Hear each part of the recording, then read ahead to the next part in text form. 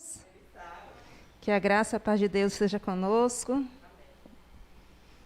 Feliz sábado. Bom estarmos aqui novamente, né? Teria o privilégio de estar aqui ao lado da irmã Gisar. Prazer meu estar ao seu lado, irmã Edmilson. Estou voltando aí das férias já há alguns dias, né? Mas depois das férias está a primeira vez que está vindo aqui à igreja, verdade, irmã? Verdade. Então, o que foi que... Nós vamos dar uma recapitulada na lição, agora eu vou me focar aqui nos irmãos aqui da presente e também nos irmãos que estão aí do outro lado. Vamos ver o que foi que nós aprendemos durante a semana sobre o estudo do capítulo 9 de Isaías, né? É um capítulo recheado da esperança da vinda do Messias, né? Sim. E como estava dizendo a Marlete, são vários adjetivos que, na realidade, eles não qualificam adequadamente, porque não tinha outros na época, né? Não tinha outros adjetivos, nem hoje, aliás, que qualifique verdadeiramente quem é Jesus. Então, Isaías, ele começa a chamar ele de príncipe da paz, maravilhoso, Deus forte, e toda aqueles adjetivos que ele tentava mostrar para o povo de Israel e também para nós, sobre a vinda do Messias. O que foi que a senhora pôde trazer para nós, irmã, nessa manhã aqui, no conteúdo da lição? Quando nós olhamos para esse texto, para esse tema da lição, o nobre príncipe da paz, é porque havia um governo aqui terrestre que não correspondia, né?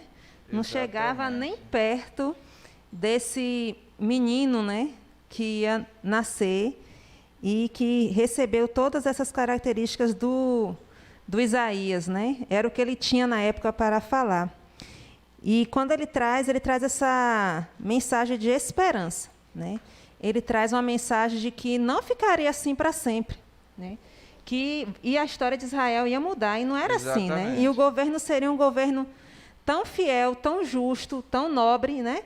E por isso que ele dá essas características a esse menino que nascer, esse filho que ia ser dado para Israel e para o mundo, né? Essa esperança que Isaías estava tentando repassar para o povo de Israel na época, ou naquela época, é a mesma esperança para nós hoje, não é mesmo? Sim. Até porque a vinda dessa criança, do Messias, Isaías ele fala tanto da primeira como da segunda vinda de uma forma só. Sim. Tão tal que as pessoas da época da primeira vinda, que ele veio apenas como para salvar, e não veio para julgar, e não veio para restaurar do pecado em si, dar fim, dar cabo ao pecado. Aí as pessoas da época confundiram isso e terminaram esperando muito mais quando Jesus apareceu. Esperava ele um libertador do jugo romano. Né? É porque esperavam do jeito que ele vai vir agora na segunda vez. Exatamente. Né? Em glória, né? Em majestade. Só que não foi isso que estava lá em Isaías, né? A descrição, se você for ler todo o contexto de Isaías, não traz esse Messias glorioso na sua primeira vinda. Ele traz esse Messias que ia passar, né? Que ia vivenciar aqui na terra, mas um Messias que seria ferido, seria quebrantado por nossos pecados, né? E o que eu acho interessante, irmão, assim, eu não sei se o senhor vai passar dia após dia, né? A Galileia, no contexto histórico, né? Vamos comentar a lição, até porque as pessoas já leram em casa. Então isso, com certeza. E assim, na questão, quando fala o fim da escuridão para a Galileia, é que quando a gente for ver, a região do Mar da Galileia foi descrita, né, como sendo os primeiros territórios a serem tomados. Exato. Né, pelo rei, na época do rei Acais, por Tiglat-Pileser III. Então, quando fala que a Galileia receberia esse libertador, e quando João Batista morre lá no futuro, e Jesus começa o seu ministério, ele começa exatamente naquela região, cumprindo a profecia que Isaías falou, né? Não, vocês não ficarão tristes para sempre, ele vai vir, o Pai maravilhoso, ele vai restaurar. E Jesus começa o seu trabalho de resgate daquelas almas, né, naquela região. Chama os discípulos naquela região. Exato. Começa a operar os primeiros milagres naquela região. E isso tudo, para nós hoje que vemos essa história, né, fica mais fácil essa compreensão.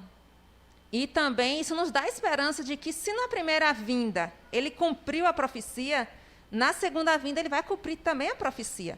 E isso é esperança para nós, né? Isso é esperança, porque a palavra dada por Deus, ela não deixa de ser cumprida, né? Deus cumpre a sua palavra e cumpre a profecia dada aos seus profetas.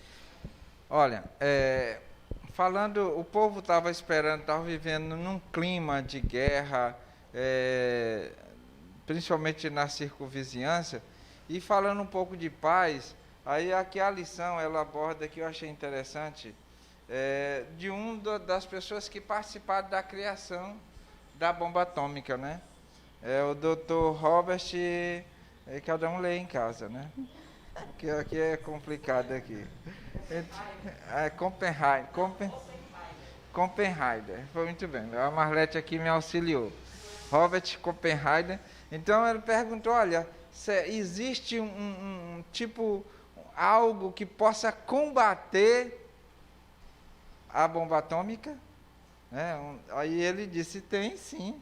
Na hora que ele disse tem sim, todo mundo ficou apreensivo e ele deu uma pausazinha para aquele suspense e ele disse a paz, né?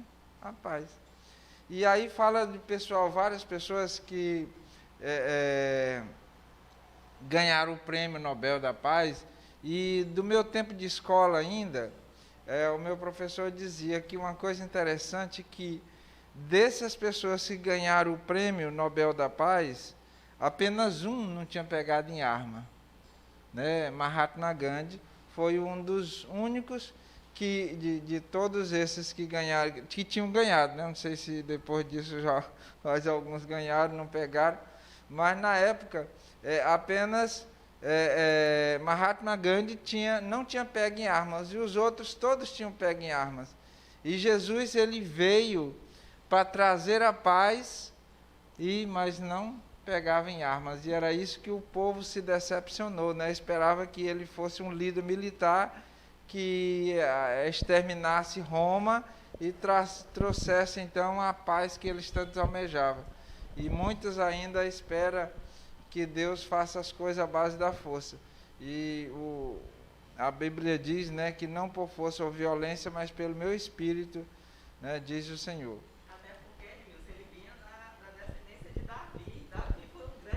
Um grande guerreiro que...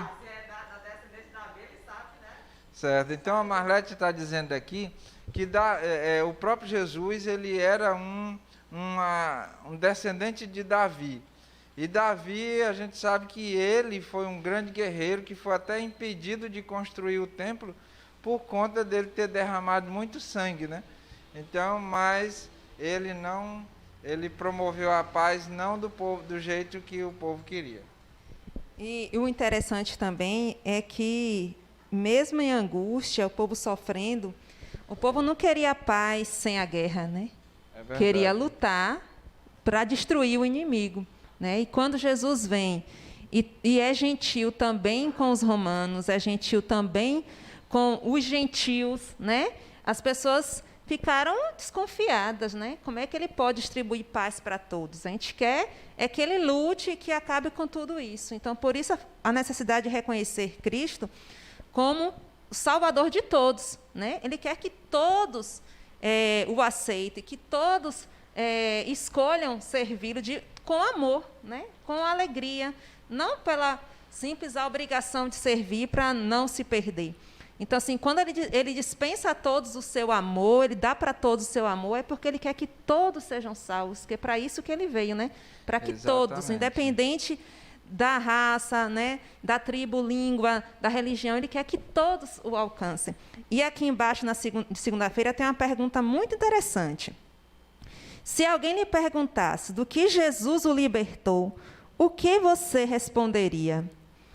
E eu achei tão interessante que eu botei a resposta aqui. Do meu egoísmo, meu orgulho e minha culpa. Na realidade, somos nós mesmos que Jesus nos liberta da gente mesmo. do nosso próprio egoísmo e o nosso orgulho. E quando a gente é liberto do nosso egoísmo, do nosso orgulho, a gente reconhece que Jesus é a única oportunidade de graça para nós. É a nossa única chance. Mas enquanto eu achar que eu posso fazer algo, que minhas obras dão resultado para a minha salvação, aí eu não consigo receber a graça, porque vai ser por minhas obras. Mas a fé me faz agir em prol da obediência. Exatamente. E essas três coisas aqui, irmã, que você mencionou, o orgulho, o egoísmo e a culpa, né? Então, são coisas que nós não conseguimos vencer sozinhos. Então, são coisas que às vezes nos aprisionam, né? O orgulho, o egoísmo, né? Mas principalmente a culpa, né? Quando você é preso pela culpa, né? Você se sente que você fez alguma coisa e você não consegue se perdoar. Muitas pessoas caem em depressão. Outras pessoas fazem coisas assim que não deveriam e que a gente até imagina que não fariam por conta da culpa. E aí a pessoa fica imersa em trevas, porque ela está ali, essas três coisas que você mencionou aqui, e que tem pessoas aqui, pessoas ali e lá também, onde você estiver, às vezes é aprisionado não por uma dessas três coisas, mas pode ser por outra coisa. O importante é que seja o que for, que esteja ali aprisionando e que lhe coloca em situações que você olha para um lado e para outro e não vê saída, isso se chama trevas, né? Quando você olha e não vê saída. Por isso é que esse menino, ele haveria de vir e dar luz. Onde havia trevas... Jogar luz, né? Houve a luz, né? Então, quando ele vem, traz isso na minha vida e na vida de cada um aqui, então é um raio de luz que nos conduz, então, à libertação. Com certeza. Irmão, aqui na segunda-feira fala, um filho nos foi dado. Eu acho que a gente já comentou bastante sobre isso, mas as características desse filho não seria relacionado aos filhos, né, do profeta Isaías e nem a João Batista, né? Porque, por mais que eles tivessem boas características, nenhum, além de Cristo, tem as características que são dadas por Isaías, né? Em Isaías 9, 6 e 7. E aí fala assim, somente uma pessoa se encaixa, Jesus, o Filho de Deus e Criador, que nasceu para nós, a fim de nos salvar e nos dar a paz. E ele recebeu toda a autoridade no céu e na terra, e está sempre conosco. Embora tenha mantido sua divindade, ele também se tornou um ser humano para sempre, capaz de compadecer-se de nossas fraquezas. Amados, isso às vezes é um pouco confuso, nós como humanos temos condições de compreender isso. É por isso que eu falo, aceita, só aceita. Aceita que dói menos, né? Não tem aquele aceita que dói menos, aceita essa graça. Ah, mas não consigo compreender como é que um Deus torna humano e carrega. Não tem que entender. Tem que aceitar. Não tem como explicar. O ser humano nunca vai compreender por completo isso, porque nossa mente aqui na Terra é finita. Entendeu? Por mais que a gente se esforce, a nossa mente é finita. É aceitar essa graça. E aceitar que ele esteve aqui na Terra como humano. E todo o poder que ele fazia vinha do Pai, que dava através dele o Espírito Santo. Então, assim, aceita essa graça, porque é mais fácil para nós, né, de compreender que ele quer nos salvar, que ele nos salva, que ele está em nós, ele faz por nós e ele quer nos mudar e nos dar a graça. Então, e aceitar isso é aceitar a salvação em Cristo. Marlete.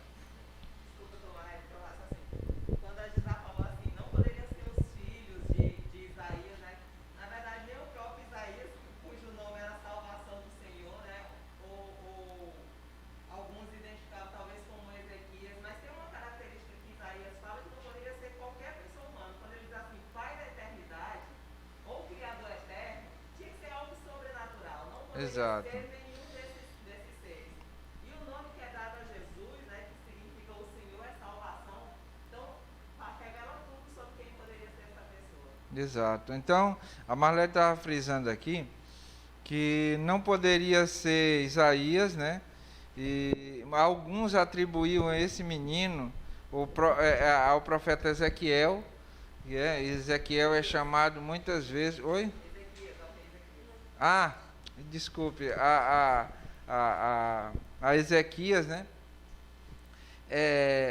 A João Batista, mas na realidade uma característica que quando diz que ele era Pai da eternidade, então isso desbanca todos os outros, né? Tinha que ser algo sobrenatural. A irmã Gisá estava falando agora há pouco sobre essa questão de aceitar a graça de Cristo. Eu vou exemplificar que de uma forma prática, né, que eu vivi. Nós estávamos, eu estava na casa do meu sogro e o sobrinho dele, primo da minha esposa, trabalha com tetos, né? Não sei se a gente chama de carpinteiro, trabalha fazendo tetos, né? Então a gente tinha que erguer o teto, né? Porque para botar subir um pouco mais, né? Aí eu disse, eita rapaz, vai dar muito trabalho, vamos ter que tirar todo o telhado aqui, toda a telha, toda a madeira, para que a gente possa então subir. Aí ele disse assim, não rapaz, não precisa não. Aí eu disse, rapaz, como é que nós vamos ter força? Precisa de muito homem para levantar aqui. Ele disse, precisa não. Aí ele pegou, pegou uma madeira, uma linha, né, botou ela em pé, botou uma alavanca embaixo, e ele sozinho fez força de um lado, né? Então aí o teto subiu, assim, eu fiquei assim olhando. Eu disse, olha, uma pessoa que não estudou, que eu não sei, eu acho que se ele tiver feito o primário, fez muito, antigo primário, né? Primeiro grau menor, ou um ensino fundamental menor. Aí, ainda estou no primeiro grau ainda. Ainda bem que você não falou no microfone. E aí só pegou aqui, só... Então, aí eu fiquei assim olhando. Então, ele não vai explicar, porque aí eu que tinha estudado um pouco de física, né? Eu disse, olha, realmente eu devia ter pensado nisso daí. Só que, aí ele não foi explicar, saber por que isso, por que aquilo. Ele simplesmente sabe que isso daí, essa ação ia realmente fazer o que ele queria, e ele fez. Então, a gente não vai... Aí eu não tentei ficar explicando para ele essa coisa. Não é explicar, tentar explicar, mas é aceitar. E principalmente porque se eu fosse explicar, ou se um físico fosse explicar, era tão complicado fazer os cálculos, aquela coisa toda, não precisava explicação para aquilo dali. Ele já tinha prática, né? Ele já tinha prática, então eu aceitei aquilo dali, né? Então, tem coisa da graça que nós não vamos conseguir compreender, né? A menos que a gente entre para a eternidade, aí lá na eternidade, sim, aí Deus vai, porque a mente humana é diferente da mente de Deus. Então, não precisamos ficar procurando saber por que um Deus assim veio e fez isso, eu sem merecer. É só aceitar a graça de Cristo. E aqui no finalzinho da lição de segunda, irmão, comenta, né, um trecho do Testemunhos Seletos, volume 1, que fala que o inimigo estava, a cada passo que Cristo dava, ele estava tentando sabotar o caminho, a jornada do Senhor, de Jesus, verdade, aqui na terra. Por quê? Porque quando lá no céu ele faz aquela confusão e ele não aceita a graça, ele não aceita mudar, ele começa a dizer para os anjos que Deus não era um Deus justo, né? Que Deus exige a abnegação dos anjos, mas que Deus só queria ser adorado, que isso era muito injusto, né? E aí, quando Jesus vem, que mostra todo o amor e a abnegação do Pai, porque Jesus vem revelar o Pai, né? As pessoas falam que Deus é justiça e Jesus é o amor. Não, amor. Eles são um só, né? Eles são um só. Jesus é justiça, Jesus é amor, Deus é justiça, é amor também, porque ele vem revelar Deus, e quando ele demonstra amor, ele está revelando o Pai. Exatamente. Então, assim, esse negócio de dizer que Deus é castigador, que Deus é egoísta, isso é apenas atributos do inimigo de Deus e não de Deus, que ele quis colocar sobre Deus. Então, tudo que estava nele, ele falou contra Deus. Né? Então, assim, o inimigo não sabe a abnegação, porque ele é egoísta, ele é puro egoísmo. Então, quando Jesus vem, que mostra que não é bem assim. Jesus mostra para a Terra e mostra também para os anjos e mostra para todo o universo, os planetas não caídos. Então, assim, ele revela, mais uma vez, o amor de Deus e toda a paciência que Deus tem tido conosco neste planeta. Um dos discípulos chega para Jesus e disse assim: ó Senhor, mostra-nos o Pai. Aí ele disse: tanto tempo eu estou convosco e você me diz, mostra-nos o Pai, né? Quem vê a mim, vê o Pai. Então, tudo que aí as pessoas ficaram assim, de queixo caído. O jovem rico, quando ele viu Jesus, ficou admirado, porque ele tinha Deus como um Deus tirano, carrasco, pronto a condenar. E quando ele viu Jesus colocando as criancinhas no colo, diz lá Mateus 19, que ele corre e se prostra diante de Jesus e disse assim: olha, esse aqui, o que é que eu preciso mais para fazer para ganhar a vida eterna? Aí ele, mostra aí que o próprio Jesus, ele revelava quem era Deus. E esse tema de terça, aí vem assim, o cetro da ira de Deus. Bem, acabamos de falar que Deus é a revelação que Jesus é a revelação do amor de Deus, né? Deus é amor. Aí traz o título, o cetro da ira de Deus. Amados, quando nós observamos em Isaías, que fala sobre isso, quando aconteceu isso com Israel, já havia muito tempo sendo profetizado, sendo orientado, sendo alertado que o povo mudasse a atitude. E se nós lermos lá o 9 e o 10, vamos ver como estava a nação israelita. O povo separado por Deus para uma missão aqui na terra, porque todo aquele que serve o Senhor tem uma missão, né, irmã Edmilson? Tem, sim. Todo aquele que se coloca no exército de Cristo, se posiciona ao lado de Deus, ele tem uma missão. E simplesmente o povo estava há muito tempo longe do que Deus tinha pedido para eles, do que Deus tinha orientado. E lá em Levíticos nós temos todas as advertências. Olha quanto tempo de Moisés para Isaías, né? Olha quantos anos se passaram, né? E o povo continuava na teimosia, na desobediência. E Deus nunca pratica, né, os seus atos de justiça sem primeiro alertar, orientar, dizer, olha, a situação é essa, né? Por favor, escolham a vida. Por favor, escolham a bênção. Por favor, escolham a salvação. Porque os próprios atos, as consequências da sua escolha vai ser resultado da sua própria escolha, do livre-arbítrio que nós temos, né? Deus não tira o nosso livre-arbítrio, mas as consequências de cada escolha que eu faço, eu vou ter que passar.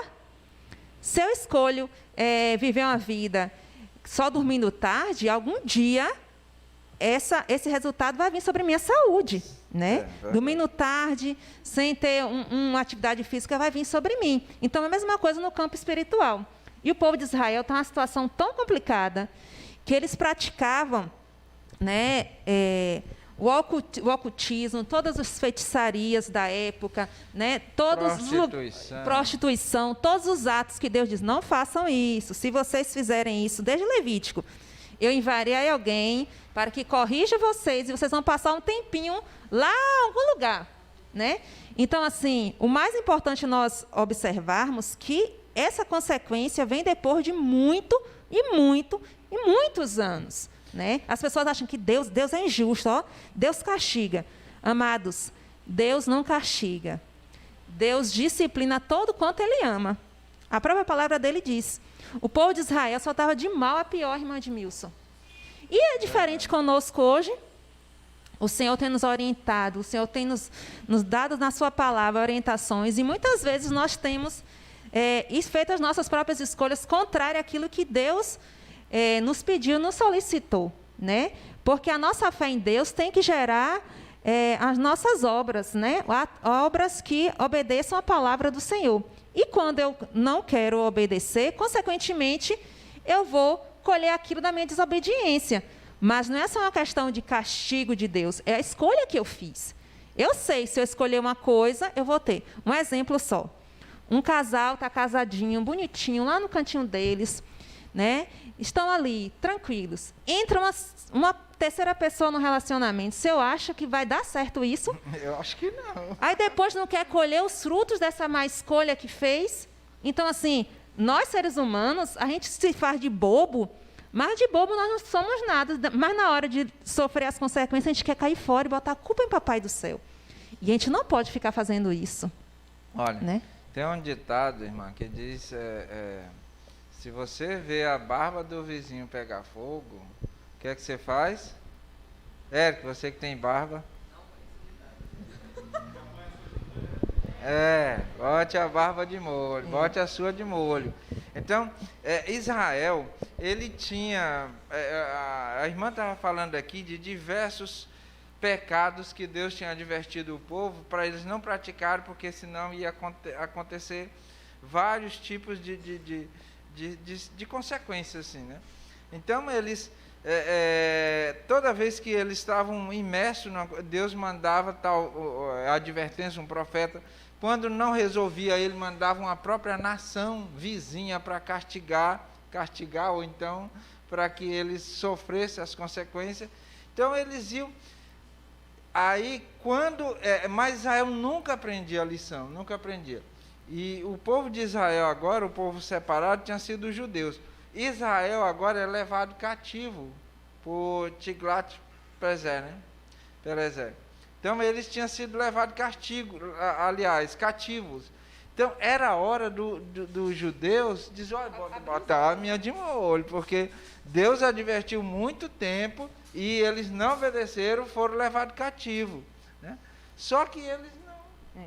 E irmãos, né, que estão assistindo também pelo YouTube, eu tinha dificuldade com a questão do livre-arbítrio. Muita dificuldade. Por quê? Porque se Deus sabe que eu posso escolher o errado, para que deixar isso comigo? Só que com o tempo a gente vai amadurecendo, a gente vai compreendendo. Se eu não tiver o direito de escolha, eu serei uma máquina, não serei um humano.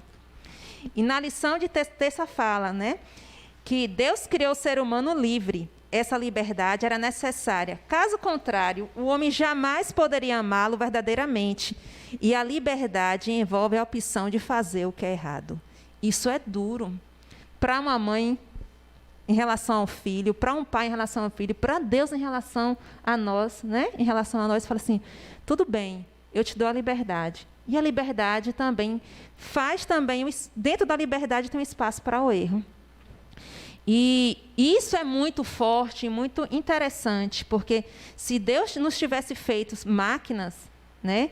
Se Deus tivesse feito os anjos máquinas, né? Eles não teriam o direito de escolher.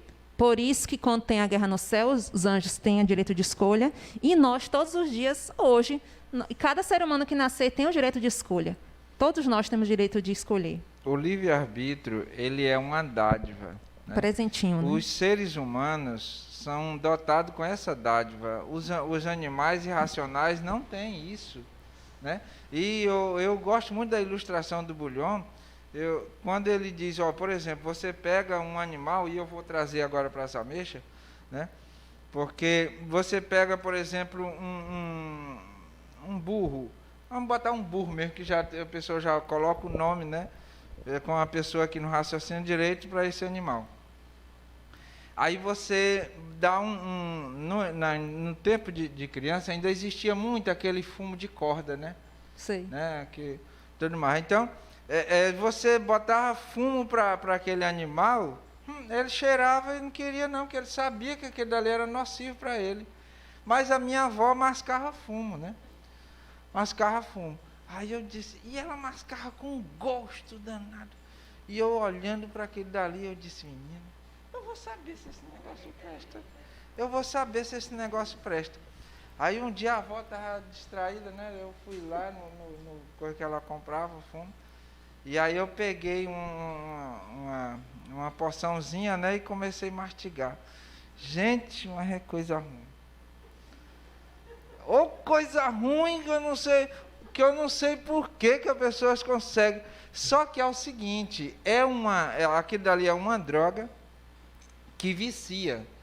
Então, se a pessoa, e daquela época, hoje não se vê mais, mas naquela época, quase todos os velhos, né, eles tinham esse hábito. Era uma questão social também, né? Exato. Da época, né? Era um hábito, né? Tanto o mascar, o torrado, o próprio cigarro, o cachimbo.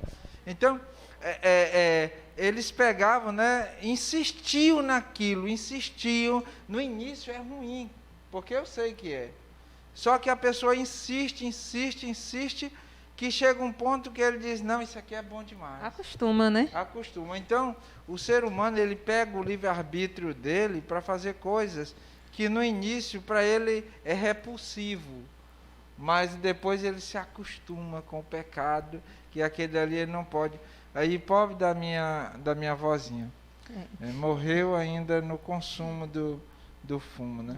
Ela não fumava o cachimbo e nem cigarro, mas, não, ela dizia assim, não, isso aqui não faz mal, não. O que faz mal é o cigarro, porque o cigarro, né, vai para os ataca o pulmão, né? mas aqui a gente masca e joga fora. Aí a parte da saliva que é consumida, né? E o interessante, irmão, também que fala em Isaías 9, né? Esse texto, e o 10 também, fala que de quais pecados o povo era culpado. E lá está, o pecado do orgulho e da vaidade contra Deus. E quem é que fazia isso? Os anciãos, que eram o cabeça, e fala, e os profetas, né, também ensinavam mentira. É interessante que a gente pensa que é o pecado de outras coisas. Não, o pecado do orgulho e da vaidade. É ele que vai nos levar a fazer cometer outros pecados. Porque quando Lúcifer escolhe pecar contra Deus, o orgulho, a vaidade, né, a inveja, são pecados que levam a outros pecados. Né? Então, assim, nós devemos sempre pensar se eu estou sendo orgulhoso, né? Se a minha atitude é de uma pessoa orgulhosa, se eu estou sendo vaidoso. Às vezes as pessoas pensam que a vaidade é só uma questão estética. Só que a vaidade tem várias situações da vaidade, né? Não, eu posso ser um vaidoso, por exemplo, espiritual, né? Eu sou crente, eu sou de Deus.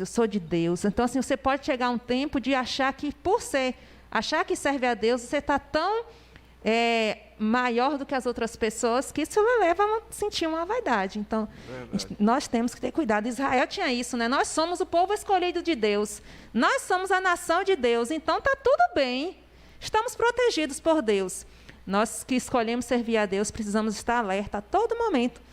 Porque nós estamos em processo de graça, né? Então, nós vamos continuar. Eu vou só tecer aqui um comentário sobre, aliás, falar um pouco desse comentário aqui, aos irmãos que estão nos acompanhando, né? E tem um bom número aqui. Então, Deus seja louvado, você que está aí nos acompanhando, não pôde vir à igreja, parabéns, está aqui nos acompanhando. O irmão Luiz Costa, ele diz que o livre-arbítrio é para nós escolhermos obedecer e fazer tudo para a honra e glória de Deus. Irmão, Deus coloca o livre-arbítrio para isso, né? Mas infelizmente nem todos usam para isso. Então realmente isso daí. Vamos à frente então, irmão. E aqui... Você pode comentar aqui, se nós não vamos tecer todos os comentários aqui, mas de vez em quando a gente dá uma passadinha aqui nos recentes. Isso. Na quarta vai trazer raiz e renovo em uma só pessoa, né? E aqui a gente já sabe que fala sobre Jesus, né? Esse renovo, né? E ele vem da linhagem de Davi, né? E o interessante é que fala que ia ficar só um toquinho, né? Só uma coisinha de lá brotaria. E realmente, quando a gente olha para uma árvore, às vezes fica só um restinho.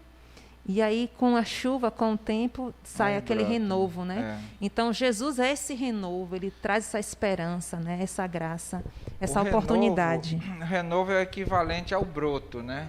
O broto, aquilo que está renovando, né? Está brotando. Então, Jesus, ele se encaixa tanto que ele é a raiz e, ao mesmo tempo, é o renovo. O renovo. Ele traz a salvação, mas ao mesmo tempo ele é a salvação. Ele traz o sacrifício pela humanidade e ao mesmo tempo ele é o próprio sacrifício. Então é uma coisa extraordinária que a Marlete até teceu no início, né? Só um sobrenatural poderia se encaixar nessas características. Ele é a origem, né? O começo, né? E o fim, o alfa e o ômega. E assim, irmãos, quando fala assim, as duas vindas de Jesus, né? Quando ele fala sobre essas duas vindas, a primeira ele traz a esperança, né? Essa oportunidade da graça. Gente, eu vim cumprir a profecia, né? Eu morri, é perdão, é restauração, é graça, é nova chance. E a segunda é a esperança de que ele vai voltar para levar os seus filhos para a eternidade, né? Para dar oportunidade, acabar com o pecado, né? Exterminar a morte e libertar o planeta da desolação que o pecado trouxe. Então, as duas vindas de Jesus falam sobre esperança, né? Sobre boas expectativas. E se a primeira se cumpriu, nós devemos crer que a segunda também se cumprirá. Porque Deus não é Deus de mentira. É assim nós acreditamos, né? Olha, oi. Esse texto de Apocalipse 22:16, que diz que Jesus, né, eu sou a raiz e a geração de Davi. Quando ele fala assim, eu sou a raiz de uma planta é o início de tudo. Exato. E quando ele diz, eu sou geração, eu sou descendência, ou tipo assim, se com a planta se compararia a um fruto, Jesus é ao mesmo tempo a origem e a descendência. Ou seja, ele é aquele que esteve desde o princípio, mas também vem da descendência de Davi, né? Por isso que ele tanto gerou Davi quanto foi gerado por Davi. Porque quando ele nasce da descendência humana de Davi, né? Da sua descendência. A Marlete estava falando aqui, porque de biologia ela entende, né? Que a raiz é a origem, né? A origem de tudo. Quando um fruto é colocado na terra, o primeiro que nasce, a gente vê a folha, mas na realidade a raiz já nasceu, né? Então, o primeiro que nasce é a raiz é a origem. E a descendência é como se fosse o fruto. Então, Jesus, ele era tanto a origem como o fruto. Ele era tanto a origem de Davi como a descendência de Davi. Então, uma coisa extraordinária, né? E na quinta-feira fala, tu me consolas. Eu acho tão importante isso para nós que vivemos em pleno século XXI, né? E vivemos nesse momento de pandemia mundial, que ele nos consola. E a gente tem que ter essa esperança, porque sem essa esperança nós não temos expectativa, né? Essa esperança de que ele nos consola, né? De que ele está conosco, de que ele é a nossa própria salvação, de que ele, como você falou, ele é salvação, ele realiza e é salvação. Ele se fez carne e habitou entre nós, ele é Deus conosco. Jesus não é apenas um milagreiro, Jesus não foi apenas um milagreiro, ele é o próprio milagre. E quando nós compreendemos isso, trazemos o Cristo para nós, né? O Cristo tem que ser pessoal, né? O Cristo que eu creio não pode ser o Cristo do irmão Edmilson, porque a experiência com Cristo é dele, e só ele vai ter essa experiência, e essa experiência é individual.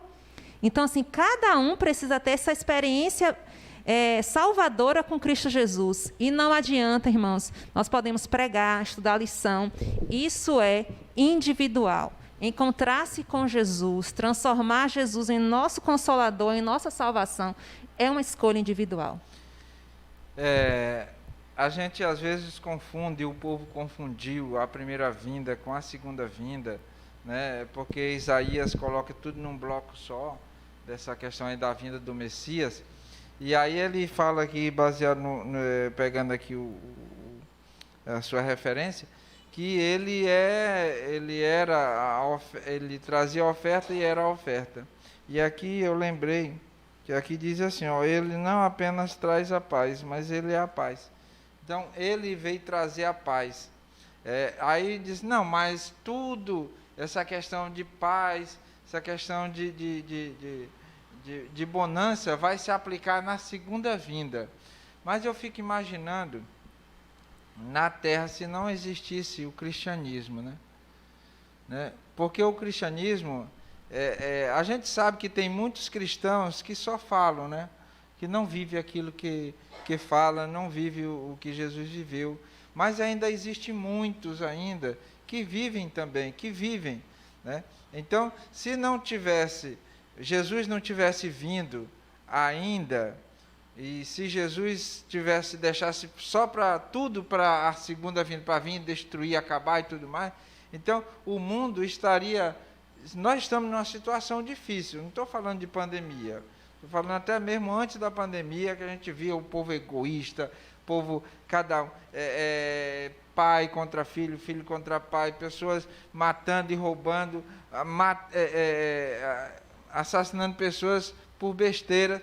Então, mas se não existisse o cristianismo, como o mundo não estaria? Né? Porque muitos ainda refreiam, ou se freia, ou para diante da sua fé, né? Muitos, às vezes, vão cometer alguma coisa quando a consciência diz, não, eu sou cristão, não posso fazer isso. Mas se não existisse isso, Jesus não tivesse vindo para implantar essa paz que ele queria que nós semeássemos para as pessoas, então estaríamos numa situação muito mais, como diria lá nas Ameixas, calamitosa. Com certeza. E eu acho que essa lição resume, né, de modo geral, que Jesus é essa salvação. E muitas vezes nós ficamos com dúvida se estamos salvos, né? Você é salvo, você está salvo? Nós somos salvos pela graça e por Cristo. E duvidar dessa salvação é duvidar da capacidade divina. Só que permanecer em Cristo é uma escolha pessoal. Mas Ele nos dá a salvação. O final da lição fala assim, a salvação que estava nele pode se tornar nossa pela fé. Não pelas obras, porque nenhuma obra que fazemos é boa o suficiente para nos redimir. Somente as obras que Cristo fez, as quais Ele acredita a nós pela fé, podem nos resgatar. Amados, nós seremos salvos pela graça, porque é a salvação que nos foi dada. E essa graça me livra das minhas obras de forma alguma. Quando eu recebo a graça, eu quero distribuir a graça, distribuir o amor. Minhas obras não serão de maledicência, de inveja, de ódio, de rancor. Essa graça que eu recebi vai ser o quê? Demonstração de amor, de ajuda, de compartilhar, de ajudar. Aí eu não vou sentir inveja, aí eu não vou honrar meus pais, aí eu vou amar a Deus sobre todas as coisas, eu vou guardar o sábado com alegria, com satisfação de guardar, porque está na lei do Senhor, e nessa lei a gente medita de dia e de noite. Então, assim, e não vai ser as minhas obras que vai me levar à salvação. Eu faço as minhas obras porque eu já fui salvo. E porque eu fui salvo, eu quero que outras pessoas saibam também através do meu testemunho. E muitas pessoas acham que a nossa igreja tira Cristo do centro da salvação e coloca a lei. Nunca, jamais, em nenhum tempo, isso aconteceu. Se aconteceu, não foi a igreja como assim, mas algumas pessoas podem ter se equivocado. Cristo é o centro da nossa fé, a nossa única salvaguarda de salvação e misericórdia. E as obras que nós fazemos é resultado da fé que foi colocada em nós através de Cristo. Não nos esqueçamos que tudo que nós fizermos vai ser insuficiente, irmão Edmilson, para a nossa salvação. Toda boa obra, todo dom perfeito não provém de nós, provém de Deus que age em nós. Então, tudo que eu fizer, a roupa que eu vestir, as palavras que eu falar, os hinos que eu louvar, é consequência daquele encontro que eu tive em particular com o meu Deus. Não porque eu quero ser salvo, é porque eu já fui. E quando eu sou salvo e eu estou salvo nessa graça, eu quero que outros descubram. Não precisa, às vezes, você nem falar. A sua vida vai demonstrar, vai sair o cheiro suave da graça de Deus. Que esse Jesus que prometeu que estaria conosco, que nos consolaria, que é o renovo de Israel, que é o nosso renovo, nos dê essa paz. E saber que, por mais que seja difícil, irmãos, por mais que seja dolorido, achar que a salvação não é pelas obras, porque às vezes nós, seres humanos, queremos fazer alguma coisa para ganhar. Não é troca, irmão, é entrega. A salvação não é troca, é entrega. Deus se entregou e nós nos entregamos a Ele. Exatamente, é uma reciprocidade. Uma mangueira, ela não se esforça para botar manga. Simplesmente, na época, ela começa a florir, e aí quando a gente menos vê, os frutos frutos começam estão a lá. aparecer. Então, ela não fica esforçando, eu tenho que provar que eu sou uma mangueira, eu vou botar manga. Né? Eu vou para provar para todo mundo que eu sou mangueira.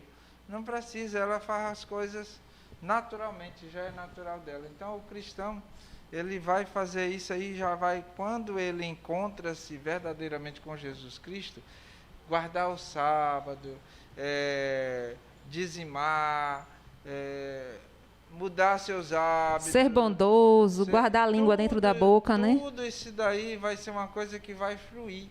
Ele não vai ficar se esforçando, não, eu tenho que ser bonzinho, para mostrar para todo mundo que eu mudei. Né? Então, não acontece isso. Acontece uma transformação que as pessoas vão ver. Diz, olha, fulano está diferente. E continuamos em processo, né, irmão? Fazia isso, outro...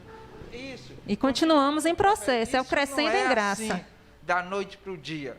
Né? Isso não acontece assim, uma pessoa era totalmente ruim, palavrões, e no outro dia está um santo de candura, né? Não, é um processo. É um processo que as pessoas vão mudando. A vida do cristão é como a luz da aurora que vai brilhando a cada instante. Pode comentar aqui, que não, pode concluir, irmão. Já concluí, acho que já concluímos. Nós vamos orar. Agradecer a todos que participaram da lição, aqui na igreja também. E aí em casa, que Deus os abençoe. Você vai ler algum comentário? Só o último comentário aqui. Aliás, a Helena diz aqui, esse desajuste social é uma demonstração do cumprimento de Mateus. Né? Mateus estava já dizendo que isso iria acontecer, esse desajuste social.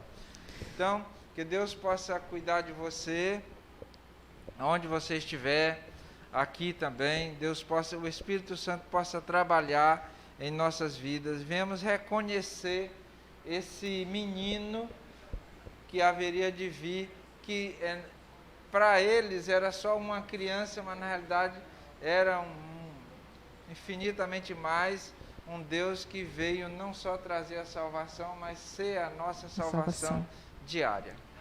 Oremos? Oremos. Louvado seja o teu nome, Senhor, porque somente o Senhor é Deus e digno de toda a honra e toda a glória. Senhor, nós queremos te agradecer por este renovo de Israel, Senhor, por tu sermos a nossa raiz, é o nosso broto. Jesus veio e renovou, Senhor. Obrigada pela esperança em Cristo Jesus. Que tudo que nós fizermos, Senhor, seja para glorificar o teu nome, mas que venha de um coração agradecido e cheio de amor para devolver ao Pai, Senhor. Obrigada por Jesus ter vindo e obrigada pela nossa única oportunidade de salvação, que nós possamos nos agarrar a Ele, nos entregar e termos a certeza de que somos salvos pela graça, mas também nós somos agradecidos por sermos salvos, nós queremos professar a nossa fé. Muito obrigada por tudo e que o Espírito Santo nos conduza a cada momento e que Ele coloque bons pensamentos, boas aspirações em nós, em nome de Jesus. Amém.